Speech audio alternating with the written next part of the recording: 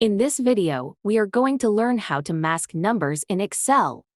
The ID number includes 9 digits and 2 hyphens. We want to replace the middle 3 digits with 3 asterisks. Step 1. Use the mid function to extract the middle 3 digits. Type equals mid. The first argument is the text string containing the characters we want to extract. It refers to the ID number. Start num is the position of the first digit we want to extract, which is 5.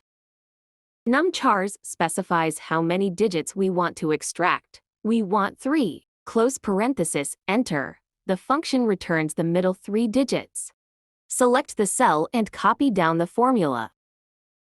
Step 2. Use the substitute function to replace the middle 3 digits with 3 asterisks. Type equals substitute. The substitute function replaces existing text with new text in a text string. The first argument is the text in which we want to substitute characters. It refers to the ID number. Old text is the middle 3 digits we want to replace, so paste the formula in cell B4 here. New text is the text we want to replace old text with, which are the 3 asterisks.